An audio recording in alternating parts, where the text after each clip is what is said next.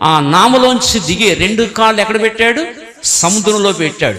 యేసు వైపు చూస్తున్నప్పుడు చక్కగా నడవగలిగాడు. అలాగే లోకం అనే సాగరంలో కూడా నీవు నడుస్తున్నప్పుడు నీ దృష్టి ఎక్కడ ఉండాలంటే యేసు ప్రభు మీదే ఉండాలి.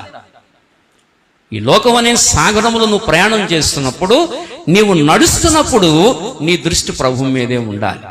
ఎప్పుడైతే నీ దృష్టి పక్కకు వెళ్ళిందో, గాలి చూశాడు పేతురు, కెరటాలు చూశాడు, గాలిని చూశాడు, వెంటనే అతనిలోకి ఏమొచ్చిందంటే భయం వచ్చింది, అల్ప విశ్వాసం వచ్చింది, భయం వచ్చింది.